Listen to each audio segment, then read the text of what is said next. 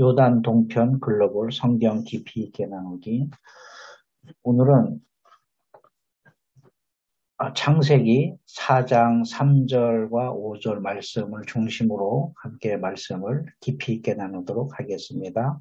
함께 읽겠습니다.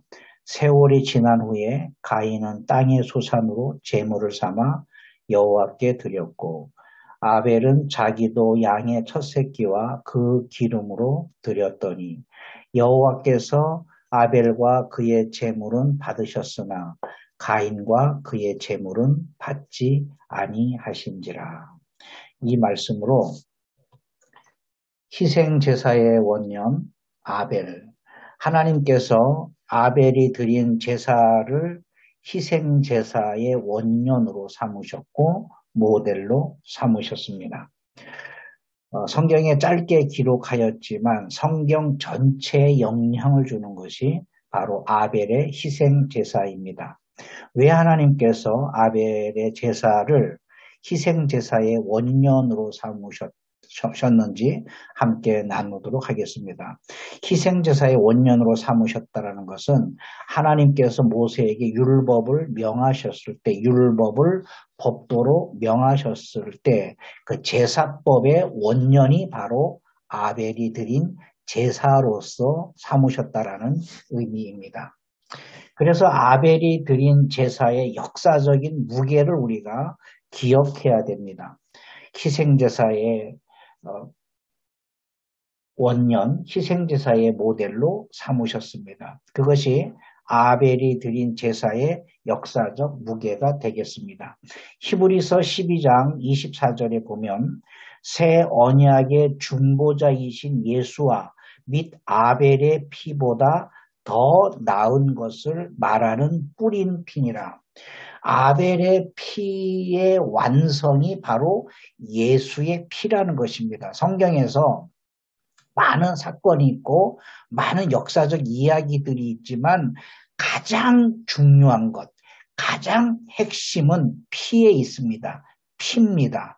예수의 피입니다. 예수의 피가 모든 것을 사해 주시는 것입니다. 그래서 요한복음 19장 30절에 예수께서 신포도주를 받으신 후에 이르시되 다 이루었다 하시고 머리를 숙이니 영혼이 떠나가시니라.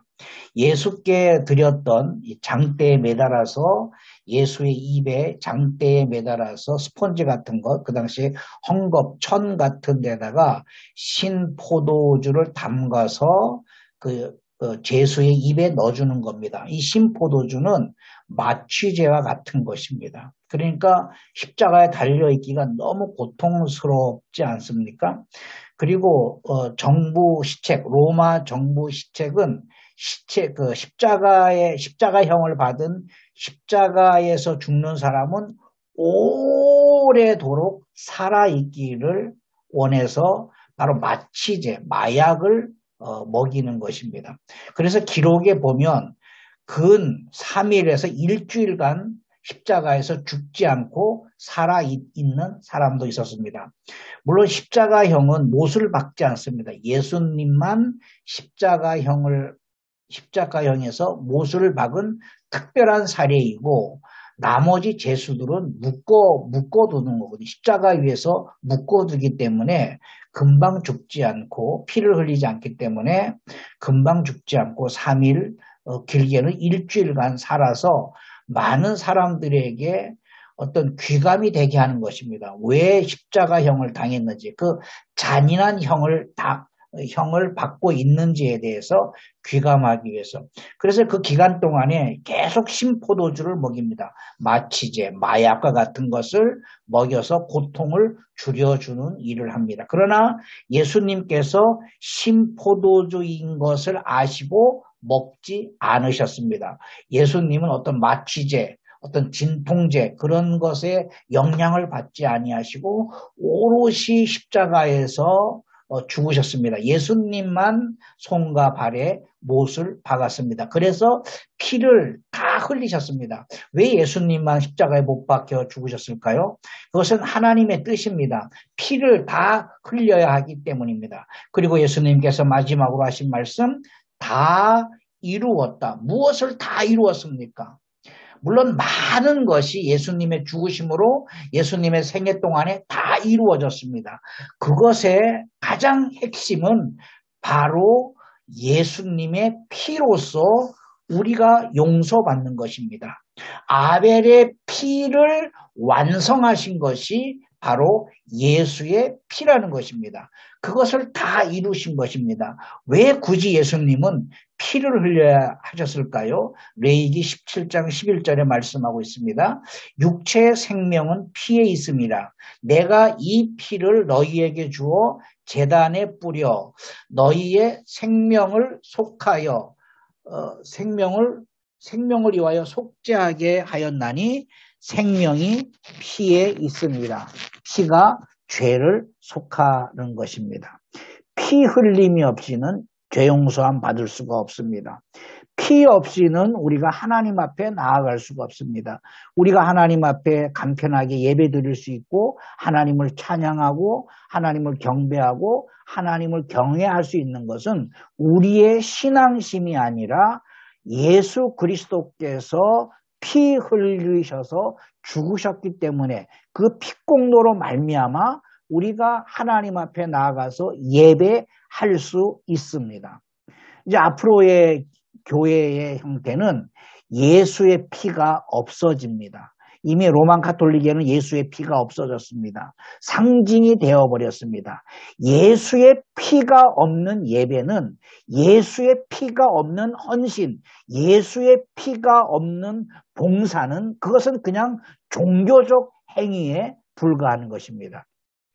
그러니까 히브리서 12장 24절에 말씀하는 것은 아벨의 피와 예수의 피를 동등하게 말씀하는 겁니다. 아벨의 피를 완성하신 것이 바로 예수의 피입니다. 그것을 다 이루셨습니다. 아벨이 드린 제사의 역사적 무게는 엄청난 무게입니다. 성경을 꿰뚫을 수 있는 큰 무게입니다. 자, 우리가 아벨의 죽음을 알아야 됩니다. 단순하게 아벨이 어떻게 죽었을까? 아벨의 죽음을 자세하게 한번 살펴보겠습니다. 성경의 기록을 역사적 기록이라고 합니다. 이 역사적 기록이라고 할 때 우리가 이해해야 할 부분이 있습니다. 역사라 함은 하나님과 함께한 사람의 이야기입니다. 역사가 히스토리 아닙니까? 그의 이야기입니다. 그 사람의 이야기입니다. 세종대왕 역사, 이순신 장군의 역사, 세종대왕의 역사죠. 세종대왕의 일대기죠. 역사가. 또 이순신 장군의 업적인 것이 역사죠. 그러나 성경에서 말하는 역사는 사람의 역사만이 아닙니다. 하나님이 주인공입니다. 하나님이 함께한 사람의 역사입니다. 그래서 하나님과 함께하지 않은 사람의 역사를 성경은 중요하게 여기지 않습니다. 물론 성경에 가인도 나오죠. 여러 인물들이 많이 나옵니다. 그러나 성경은 그들의 인물을 중요하게 여기지 않습니다. 왜냐하면 역사가 아니기 때문입니다. 무슨 뜻입니까? 하나님이 함께하지 않았기 때문입니다. 성경을 역사라고 할 때 역사의 의미는 지난 우리가 일반적인 역사적 해석이 아니라 하나님과 함께한 사람의 역사입니다.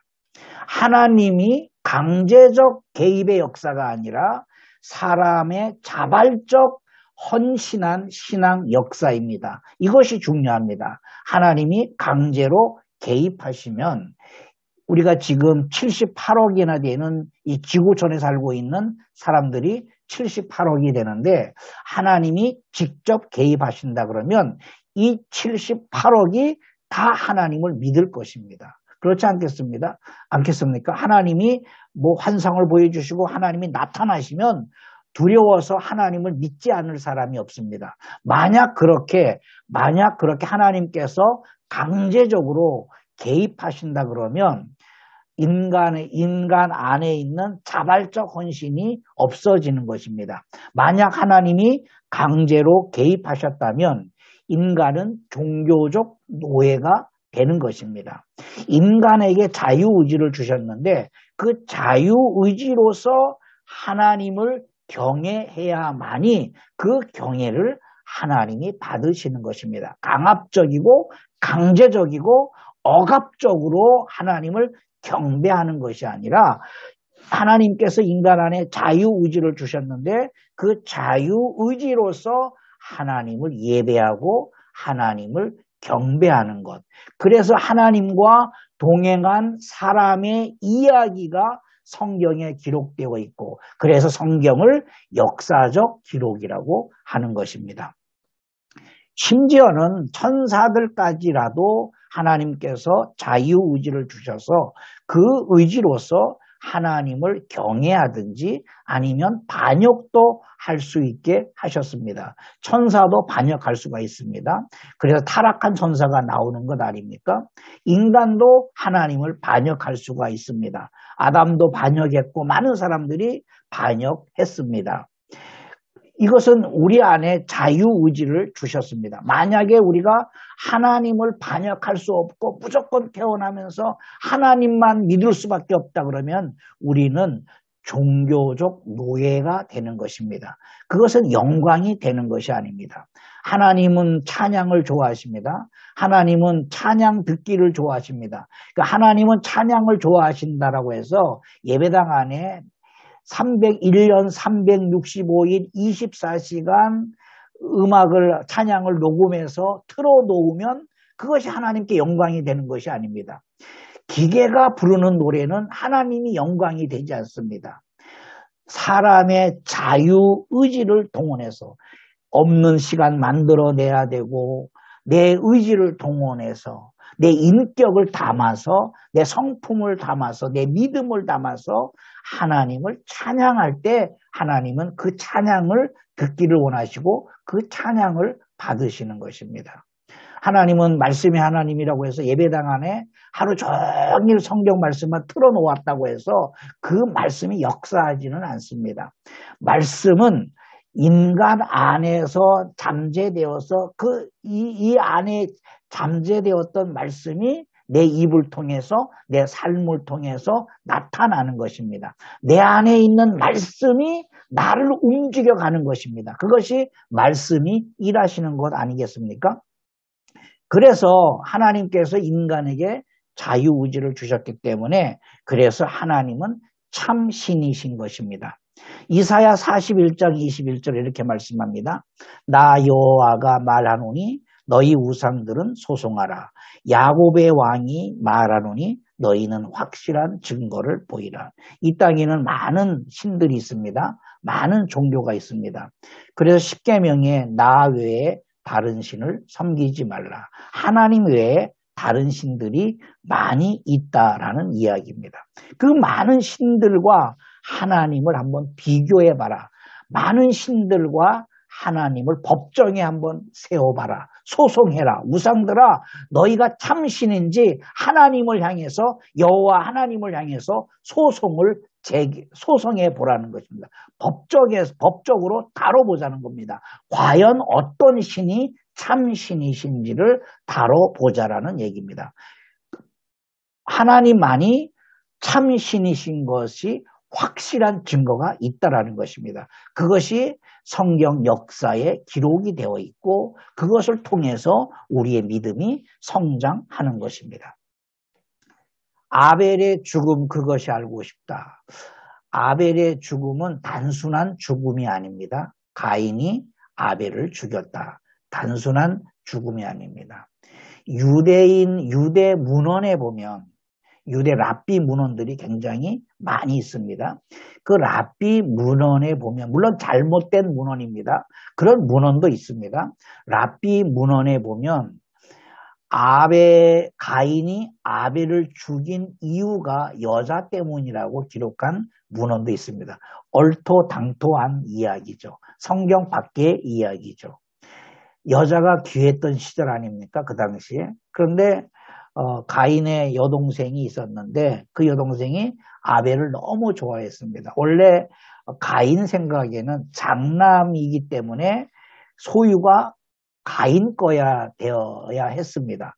가인의 생각입니다. 그런데 그 여동생이 아벨을 너무 좋아해서 결국에는 가인이 아벨을 죽였다. 유대 랍비 문서의 전승으로 내려오는 이야기입니다. 그것은 거짓입니다. 그것은 가짜입니다. 누군가가 상상력으로 만들어낸 것입니다. 아벨의 죽음을 이해하려면 먼저 가인을 우리가 알아야 됩니다. 이것을 역설적인 해석 방법이라고 합니다. 가인을 이해하는데 가인 주변 우리가 아벨을 이해하는데 아벨에 대해 성경에 기록된 문헌이 너무 짧기 때문에 아벨이 살았던 주변 환경의 사람들을 연구하는 것입니다. 그러면 그 당시의 삶이 어떠했고 왜 아벨이 죽음을 당했는지를 알게 됩니다. 그래서 아벨을 알려면 먼저 가인을 알아야 되는데 이것을 역설적인 해석 방법이라고 합니다. 먼저 가인의 죄. 여러분 가인의 죄가 뭘까요? 가인이 무슨 죄를 졌을까요? 아벨을 죽인 것, 또 제사를 잘못 드린 것이 아닙니다. 물론 맞습니다. 제사를 잘못 드렸고 그리고 아벨을 죽인 것은 맞습니다. 그러나 성경은 우리가 깊이 있게 해석을 해야 됩니다. 아벨을 죽인 것, 제사를 잘못 드린 것은 열매입니다. 죄의 열매입니다. 가인에게 죄의 뿌리가 있다라는 겁니다. 그 뿌리를 우리가 망각하는 것입니다. 뿌리를 알아야 됩니다. 여러분 다 알고 있는 사실이에요. 그 뿌리가 뭐냐면 요한복음 8장 44절에 이렇게 말씀합니다. 너희는 너희 아비 마귀에게서 났으니 너희 아비의 욕심대로 너희도 행하고자 하느니라. 그는 처음부터 살인한 자요. 살인 누구를 죽였습니까? 가인이 아벨을 죽였다라는 겁니다. 이 얘기입니다. 진리가 그 속에 없으므로 진리에 서지 못하고 거짓을 말할 때마다 제 것으로 말하라니 이는 거짓말장이요 거짓의 아비가 되었다. 마귀가 언제 거짓말을 했습니까?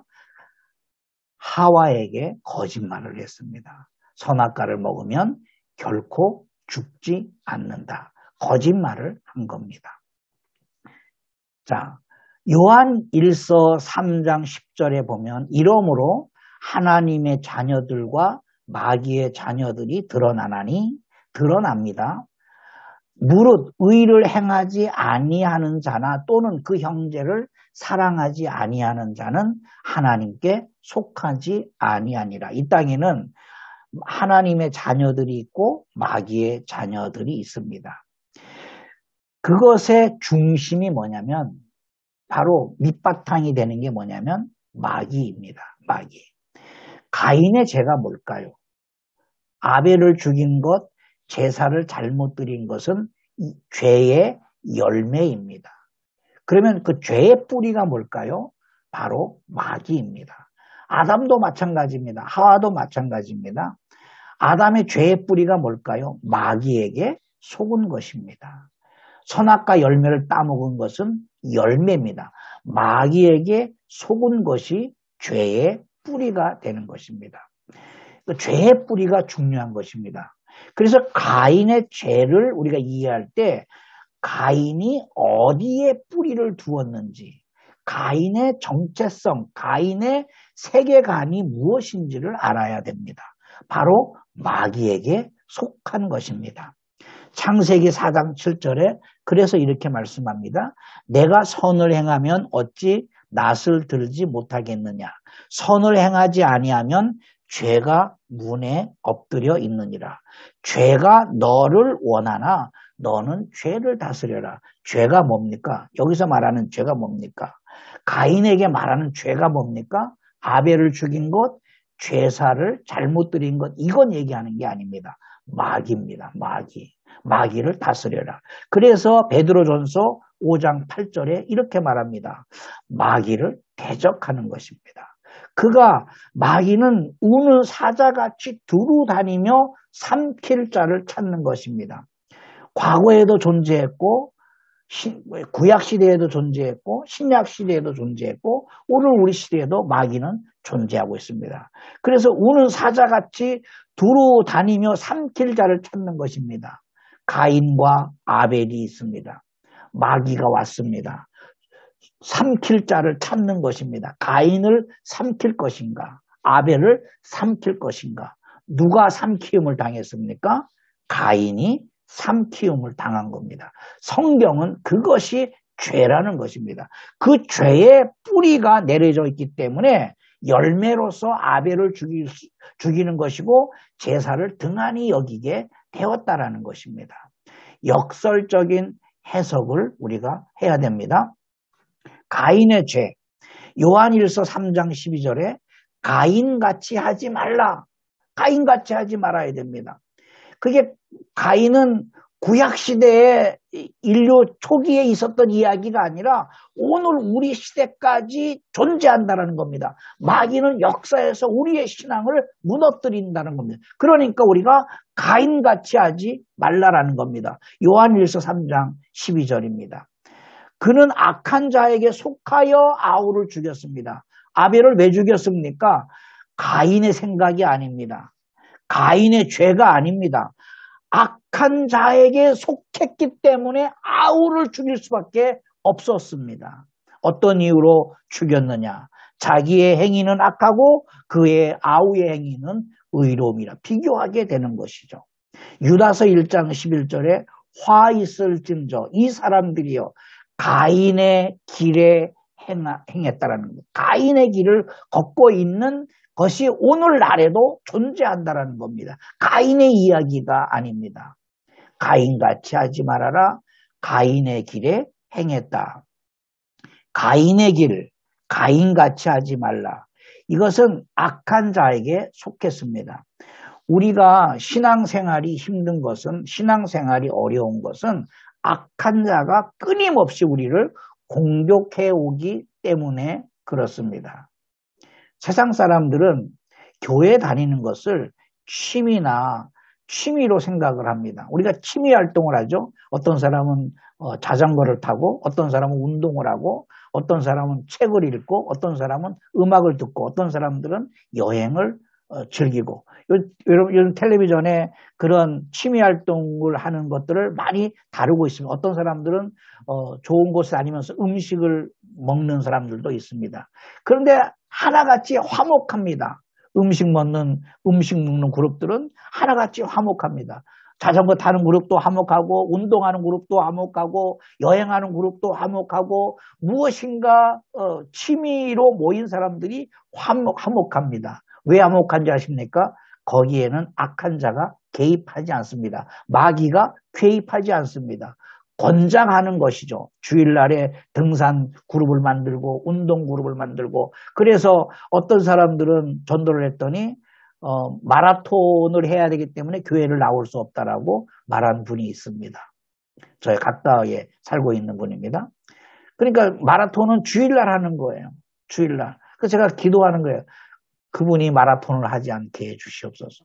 마라톤을 끊을 수가 없는 거예요. 중독이 되었기 때문에 너무 행복하다라는 거예요. 인생이 마라톤에 있다라는 겁니다. 마귀는 개입하지 않습니다. 그것을 권장함으로 인하여서 점점 교회로부터, 하나님 말씀으로부터 멀어지게 하는 겁니다. 하나님 말씀을 배우려면 교회 안으로 들어와야 되지 않습니까? 예배 안으로 들어와야 되지 않습니까? 그러니까 예배에 들어올 수 없는 환경이 지금은 너무 많아졌습니다. 권장하고 있습니다. 자, 그런데 오히려 교회는 싸우고 다투고 시기하고 분쟁하고, 그래서 그분이 하는 말씀이 있습니다. 교회보다 마라톤 그룹이 더 사랑이 많다. 더 친밀하고 더 마음의 위로를 받는다. 교회에 소문 들어오면 시기하고 싸우고 분쟁하고 갈라지고 그런 역사가 일어나지 않습니까? 왜 그렇습니까? 악한 자가 교회를 공격하기 때문에 그렇습니다. 악한 자가 개입하기 때문에. 그래서 우리가 근신해야 됩니다. 하나님 말씀으로 근신하여서 깨어 있어야 됩니다.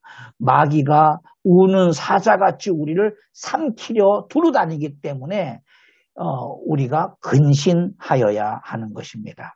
히브리서 2장 14절 15절입니다. 자녀들은 혈육에 함께 속하였음에 그도 또한 한 모양으로 혈육에 함께 속하심은 사망으로 말미암아 사망의 세력을 잡은 자 곧 마귀를 없이 하시며 또 죽기를 무수함으로 일생에 매어 종노릇하는 모든 자들을 놓아주려 하심이라. 가인의 죄, 가인은 제사하기 전에 이미 마귀의 지배를 받았습니다. 이것이 무서운 겁니다. 마귀는 디아볼로스라고 합니다. 마귀의 원어가 디아볼로스입니다. 디아볼로스란 말은 원나무가 있다면 거기에 가지가 있지 않습니까? 원나무는 예수 그리스도 하나님이시고 가지는 우리입니다. 그런데 디아볼로스는 이 원나무와 가지에 쐐기를 박아놓는 것입니다.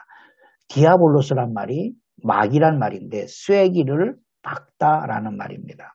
쐐기를 박아놓으면 원나무에서 가지로 나오는 영양분 100%가 나오지 못하고 쐐기가 박혀있기 때문에 90%, 80%, 70%, 60% 점점 영양분 공급이 줄어들게 됩니다. 그러면 당장은 죽지 않지만 이 가지는 서서히 힘을 잃어서 결국에는 열매를 맺지 못하게 되는 것입니다. 바로 가인이 그러했다라는 겁니다. 가인이 제사하기 전에 이미 그의 삶이 마귀의 지배를 받았다라는 것입니다. 이와 같습니다. 요한복음 13장 2절입니다. 마귀가 벌써 시몬의 아들 가룟 유다의 마음에 예수를 팔려는 생각을 넣었다. 벌써라는 말에 주목해야 됩니다. 이미 시작부터라는 얘기예요. 시작부터 마귀의 지배를 받았다라는 겁니다. 이게 엄청 무서운 이야기입니다. 예수님의 제자까지라도 마귀가 틈을 타서 공격할 수 있다라는 사실입니다. 창세기 4장 3절에 세월이 지난 후에 가인은 땅의 소산으로 제물을 삼아 여호와께 드렸고 아벨은 자기도 양의 첫 새끼와 그 기름으로 드렸더니 여호와께서 아벨과 그의 제물을 받으셨으나 가인은 받지 않으셨다.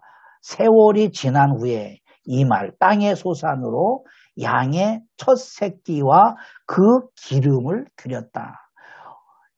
가인은 땅의 소산으로 하나님 앞에 제물을 드렸고 아벨은 양의 첫 새끼와 그 기름으로서 제물을 드렸다. 호세아 6장 6절에 나는 인애를 원하고 제사를 원하지 아니하며 번제보다 하나님 아는 것을 원한다. 제사를 원치 않으시는 것이 아닙니다. 하나님을 알고 하나님의 뜻을 알아서 하나님의 뜻대로 제사하라는 것입니다. 그것이 뭡니까? 마음을 다하는 겁니다. 아벨은 하나님을 알았습니다. 그러나 가인은 하나님을 알지 못했습니다. 그렇기 때문에 제물의 차이가 나는 것입니다.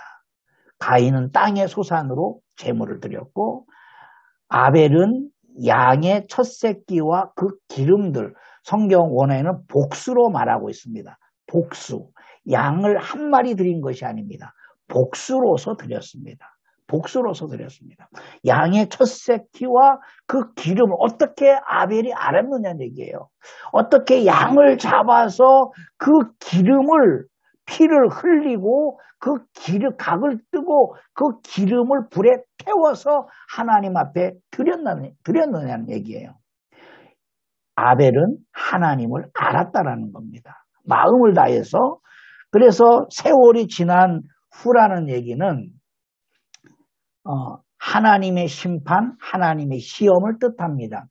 예를 들어서 아담이 에덴 동산을 쫓겨나서 가인과 아벨을 낳았죠.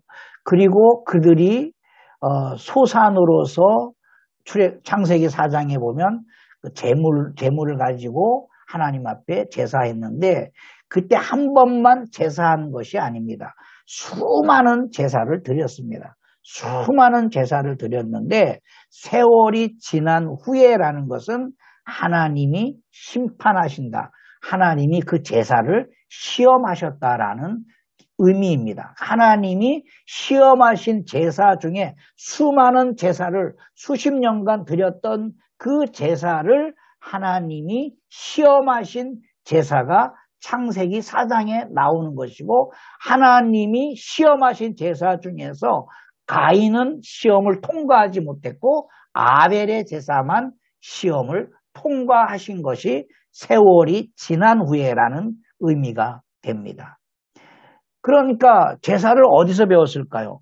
아담으로부터 예배교육, 제사교육을 배웠습니다. 아담이 범죄한 후에 두려웠습니다. 그리고 창피했습니다. 그래서 나무 뒤에 숲 사이에 숨지 않았습니까? 하나님께서 아담을 불렀습니다.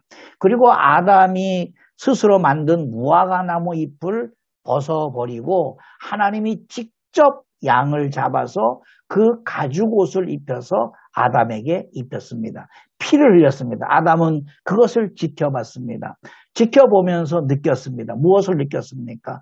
내 죄를 위해서 희생제물로 하나님 앞에 나아가야 되는구나.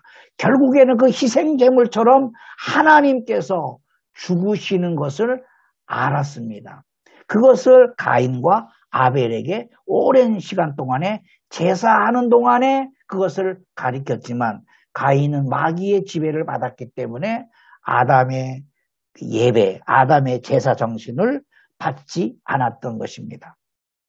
마태복음 22장 36절 40절입니다. 선생님 율법 중에서 어느 계명이 크니까? 예수께서 이르시되 내 마음을 다하고 목숨을 다하고 뜻을 다하여 너의 하나님 주 너의 하나님을 사랑하라 하셨으니 이것이 크고 첫째 되는 계명이요 둘째도 그와 같으니 내 이웃을 내 자신같이 사랑하라 하셨으니 이 두 계명이 온 율법과 선지자의 강령이라 했습니다. 마음을 다해 드리는 것. 우리가 어떻게 예배를 해야 될까요? 우리의 마음을 다해서 우리의 목숨을 다해서 우리의 성품을 다해서 예배하는 것입니다. 찬양도 그렇고 설교 준비하는 것도 그렇고 우리가 말씀을 나누는 것도 그렇고 우리가 성경 공부를 인도하는 것도 그런 것입니다. 아벨의 제사를 받으시고 하나님은 가인의 제사를 받지 않았습니다. 우리가 성경을 읽을 때 하나님의 의도, 하나님의 경륜, 하나님의 계획을 알아야 됩니다. 하나님께서 아벨의 제사를 받으신 것을 어떻게 알 수 있을까요? 하나님의 경륜, 하나님의 계획으로 우리가 알아야 됩니다. 성경에는 창세기에서는 하나님께서 아벨의 제사를 받으신 증거가 무엇인지 설명하지 않고 있습니다. 그럼에도 불구하고 우리가 알 수 있는 방법은 소급적인 해석, 전 세대적 해석을 통해서 하나님께서 아벨의 제사를 받으신 증거를 우리가 찾아낼 수가 있습니다.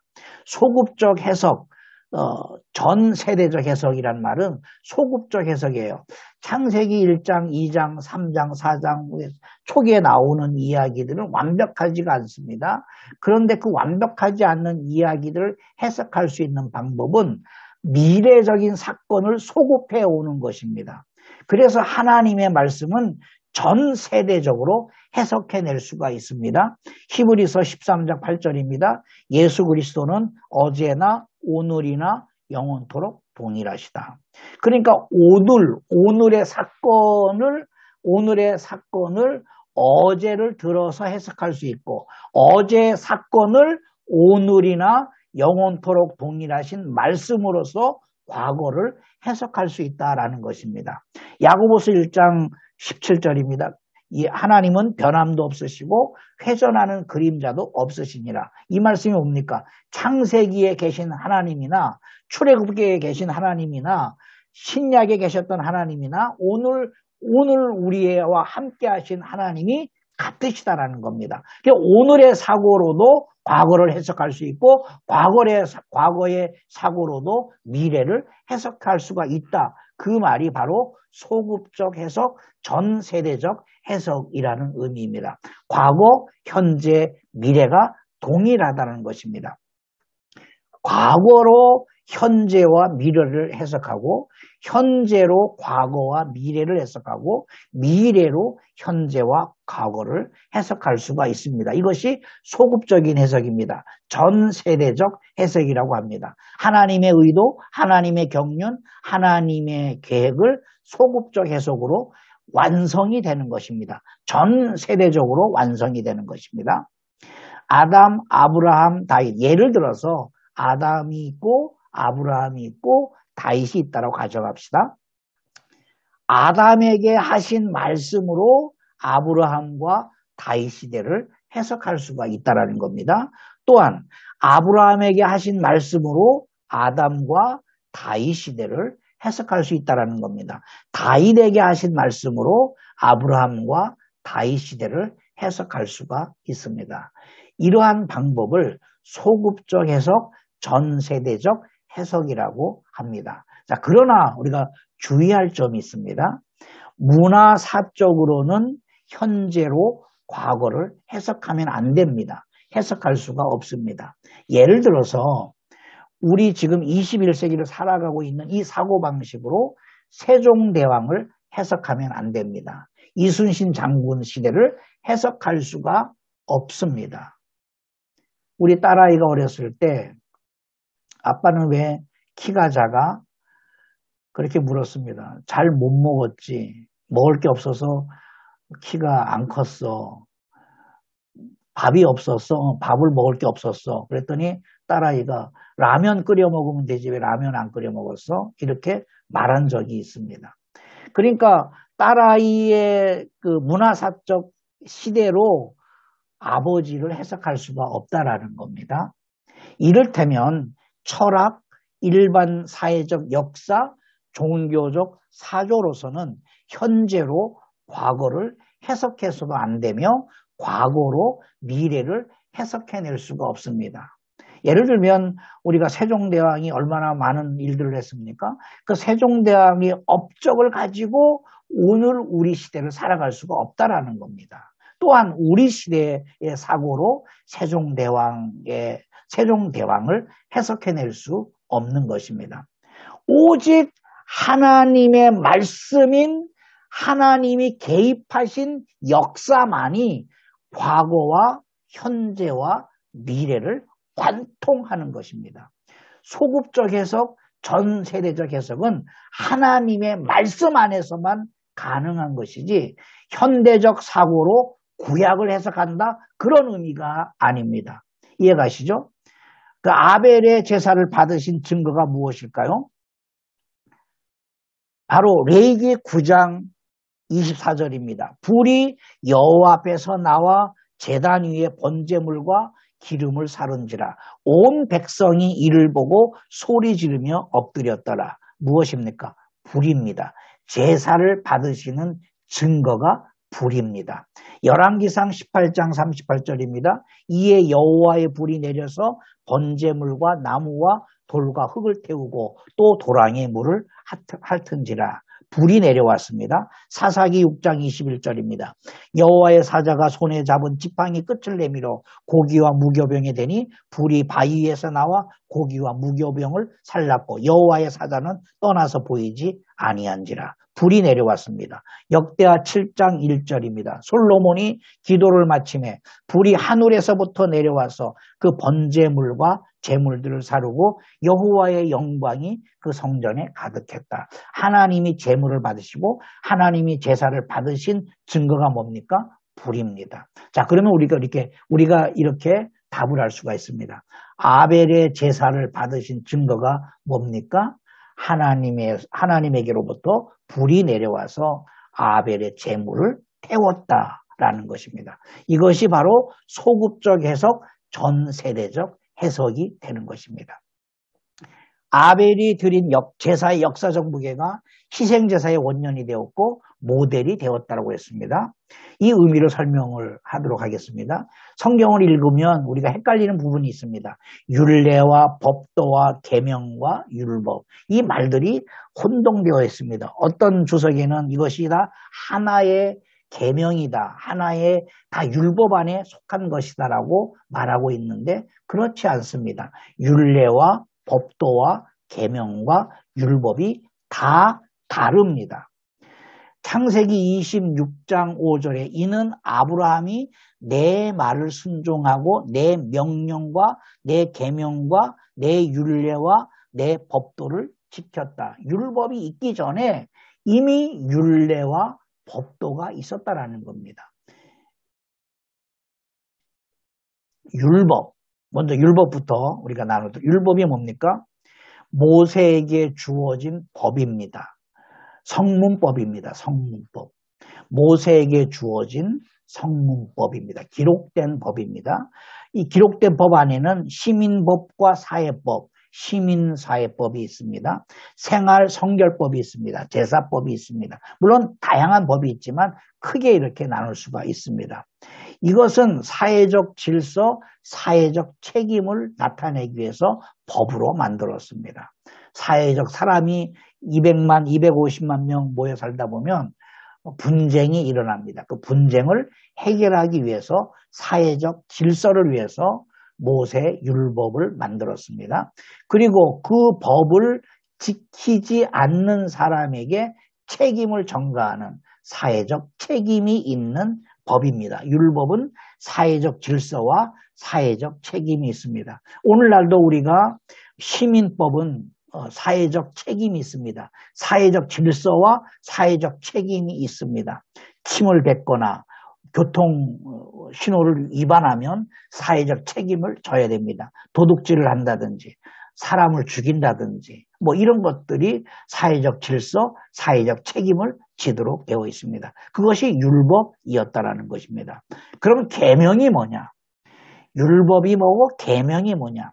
계명이란 율법을 단순한 사회적 질서와 책임의 차원을 넘어 하나님의 명령으로 받는 것입니다. 예를 들어서 안식일을 기억하여 거룩히 지키라. 이것이 사회적 법이었습니다. 그 당시에 사회적 질서를 위한 것이고 사회적 법이었습니다. 그런데 안식일을 지키는 것이 계명이 되게 해야 된다는 겁니다. 계명. 그 계명은 율법, 사회적인 질서, 사회적인 책임을 넘어서 하나님의 명령이 되는 것입니다. 10계명의 제5계명에 내 부모를 공경하라. 율법에 명시되어 있죠. 내 부모를 공경하라. 왜 부모를 공경하라고 했을까요? 거기에는 큰 역사적인 의미가 담겨 있습니다. 다른 말로 하면 내 뿌리를 찾아라. 그 뿌리를 공경하라. 그런 말입니다. 이스라엘 백성들은 430년 동안 노예 생활을 했습니다. 우리나라는 일제 36년간 일제 강점기 시대를 살았죠. 이스라엘 백성들이 400년 이상 살면서 정책이 뭐였냐면 이스라엘, 히브리 민족의 뿌리를 말살하는 거였습니다. 언어의 말살, 그리고 혈통의 말살이었습니다. 그러니까 부모가 없는 거예요. 부모가 누군지 모르는 거예요. 이스라엘은 12지파로 구성되어 있는데 내가 과연 어느 지파에 속해 있는지 그것이 불분명한 거예요. 명확지가 않았습니다. 그래서 10계명에 아주 법으로 규정했습니다. 내 부모를 공경하라는 겁니다. 뿌리를 찾으라는 겁니다. 내가 레위 지파인지, 내가 무슨 어떤 유다 지파인지, 내가 베냐민 지파인지, 내가 어떤 지파인지 그 지파를 찾아내는 운동을 40년 동안 한 것입니다. 굉장히 어려운 시기였습니다. 굉장히 어렵습니다. 우리는 쉽게 생각하지만 엄청난 사건이었습니다. 뿌리를 찾는 것. 12지파, 내 지파의 소속이 어느 것인지 그 뿌리를 찾아내는 일을 했습니다. 그래서 뿌리 찾는 일에 가장 첫 계명이 뭐냐? 내 부모를 공경하라는 겁니다. 이것이 율법으로서가 아니라 사회적 질서, 사회적 책임으로서가 아니라 하나님의 계명으로 받아야 된다는 겁니다. 율법의 모든 것들이 하나님의 계명이 될 때 그 계명이 하나님의 질서, 하나님의 통치 안으로 들어가는 겁니다. 그러니까 율법만으로는 하나님의 통치 안으로 들어갈 수가 없습니다. 그 율법이 계명이 될 때, 하나님의 명령이 될 때 하나님의 질서 안으로 들어가는 것이고 하나님의 통치 안에 들어가는 것이고 하나님의 통치 안에 들어갔다는 것은 하나님의 나라가 임하는 것이 되는 것입니다. 율례는 뭡니까? 율례. 마음이 정한 규례입니다. 마음이 정한 규례. 법도는 그 마음이 정한 규례를 자기 스스로 법으로 정합니다. 아직까지는 율례와 법도가 율법이 되진 않습니다. 율례는 마음으로 정합니다. 예를 들면 오늘날 내가 아침에 일어나서 5분 정도는 기도해야겠다. 아침에 일어나자마자 눈 뜨자마자 내가 5분 동안 침대에 머리맡에서 무릎 꿇고 내가 기도해야 된다. 이런 마음을 정했습니다. 자, 그러면 행동으로 안 옮겨지죠. 그렇잖아요. 작심삼일이라는 말이 있잖아요. 행동으로 옮겨지기가 정말 어렵습니다. 악한 것은 금방금방 행동으로 옮겨지지만 선한 것은 행동으로 잘 옮겨지지 않습니다. 그래서 내 스스로가 법도를 정합니다. 내가 아침에 5분 동안 기도하지 않으면 아침을 안 먹겠다. 법을 만들어서 붙여놓기도 하는 것입니다.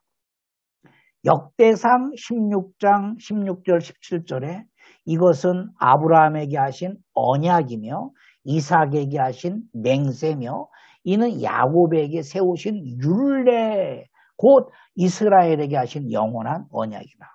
이것은 하나님에게 하신 언약입니다. 하나님께서 아브라함에게 언약을 하셨습니다. 이삭에게는 그 언약을 맹세하셨습니다. 발전하는 것이죠. 야곱은 그것을 스스로 율례로 정했습니다. 율례가 발전하여서 법도가 되는 것입니다. 야곱은 그것을 법도까지 발달시켰습니다. 그래서 야곱의 하나님이라고 우리가 고백을 하는 것이고 야곱의 왕이라고 고백을 하게 되는 것입니다. 율례와 법도와 계명과 율법을 우리가 이해를 했습니다. 율례와 계명과 법도와 율법이 모세가 율법을 받기 전에 이미 율례와 법도와 계명이 있었습니다. 출애굽기 18장 14절 22절입니다. 모세의 장인이 모세가 백성에게 행하는 모든 일을 보고 이르되 내가 이 백성에게 행하는 이 일이 어찌 됨이냐 어찌하여 내가 홀로 앉아있고 백성은 아침부터 저녁까지 내 곁에 서 있느냐. 모세가 그의 장인에게 대답하되 백성이 하나님께 물으려고 내게로 오미라. 그들이 일이 있으면 내게로 오나니 내가 그 양쪽을 재판하여 하나님의 율례와 하나님의 법도를 알게 했다. 이미 이때는 율법을 받기 전이었거든요. 이미 율법을 받기 전에도 율례와 법도가 있었다라는 겁니다. 그 율례와 법도를 모세가 홀로 재판을 하고 가르치니까 너무 힘드니까 모세의 장인이 10부장, 1000부장, 100부장, 50부장, 10부장을 두어라. 그래서 매뉴얼이 있지 않습니까? 이 매뉴얼대로 율례와 법도를 1000부장, 100부장, 50부장, 10부장이 백성들에게 가르쳤고 큰 일이 있을 때만 모세에게로 향했다라는 것입니다. 출애굽기 18장 14절 22절에 이미 율법이 있기 전에 율례와 법도와 계명이 있었다라는 것입니다. 아벨이 드린 제사의 역사적 무게는 하나님께서 희생제사의 원년 모델로 삼으셨는데 그렇다면 아벨의 제사는 율법, 제사법의 모델이 되게 하셨습니다. 율법에서 규정하고 있는 제사법의 모델이 누구냐면 아벨의 제사입니다. 히브리서 11장 4절입니다. 믿음으로 아벨은 가인보다 더 나은 제사를 하나님께 드림으로 의로운 자라 하시는 증거를 얻었으니 하나님이 그 예물에 대하여 증언하심이라. 그가 죽었으나 그 믿음으로써 지금도 말하느니라. 예배는, 우리가 드리는 예배는 구약의 제사에 뿌리를 두고 있습니다. 예배를 어떻게 드리면 잘 드리는 것이냐? 예배를, 어떤 예배를 하나님이 찾으시는 예배인가? 예배를 알려면 구약의 제사 제도를 잘 이해해야 됩니다. 그 구약의 제사의 뿌리는 다시 아벨의 피 흘림의 제사에 기초하고 있습니다. 신기하지 않습니까? 어떻게 아벨이 양을 잡고 그 기름으로 하나님께 제사했을까? 구약에서 말하는, 율법에서 말하는 제사법을 그대로 실천했다라는 것입니다. 그러므로 우리들의 예배는 아벨의 피 흘림을 모델로 삼아야 됩니다. 그것이 바로 하나님이 찾으시는 예배이며, 그 예배는 내 자신이 과거에는 양이나 소로서 하나님 앞에 제물로 드렸지만 이제는 내 자신이 제물이 되는 것입니다. 로마서 12장 1절 2절에 말씀하는 것이 바로 그 말씀입니다. 그러므로 형제들아 내가 하나님의 모든 자비하심으로 너희를 권하노니 너희 몸을 하나님이 기뻐하시는 산 제물로 드리라. 이는 너희가 드릴 영적 예배니라. 너희는 이 세대를 본받지 말고 오직 마음을 새롭게 함으로 변화를 받아 하나님의 선하시고 기뻐하시고 온전하신 뜻이 무엇인지 분별하라. 창세기 4장 3절 5절에 말씀한 세월이 지난 후에 가인은 땅의 소산으로 제물을 삼아 여호와께 드렸고 아벨은 자기도 양의 첫 새끼와 그 기름으로 드렸더니 여호와께서 아벨과 그의 제물은 받으셨으나 가인과 그의 제물은 받지 않았습니다. 하나님이 찾으시는 예배입니다. 요한복음 4장 21절 23절입니다. 예수께서 이르시되 여자여 내 말을 믿으라. 이 산에서도 말고 예루살렘에서도 말고 너희가 아버지께 예배할 때가 이르리라. 너희는 알지 못하는 것을 예배하고 우리는 아는 것을 예배하노니 이는 구원이 유대인에게서 남이라. 아버지께 참되게 예배하는 자들은 영과 진리로 예배할 때가 오나니 곧 이때라. 아버지께서는 자기에게 이렇게 예배하는 자들을 찾으시느니라. 결론입니다. 아벨의 예배는 우리의 예배의 모델이 되는 것입니다. 무엇입니까? 우리 몸을 거룩한 산 제물로 드리는 영적 예배를 드리는 것입니다. 사랑하는 여러분, 저와 여러분들이 우리 몸을 하나님이 기뻐하시는 산 제물로 드리는 영적 예배자로 살아낼 수 있기를 예수 이름으로 축복합니다. 기도하시겠습니다. 하나님 아버지, 가인은 악한 마귀에 속하여 하나님을 예배하지 않았습니다. 물론 형식적으로는 하나님을 예배했지만 하나님은 그 형식적인 예배를 받지 않았습니다. 우리는 아벨의 예배를 본받게 하여 주시옵소서. 구약에서 율법 시대의 예배 제사의 초석이 되는 아벨의 예배를 통하여서 오늘 우리 몸을 하나님이 기뻐하시는 거룩한 산 제물로 드리게 하여 주시옵소서. 이것이 우리가 드리는 영적 예배이오니 우리 모두가 하나님이 찾으시는 영적 예배자로 살아내게 하여 주시옵소서. 예수님 이름으로 기도하옵나이다. 아멘.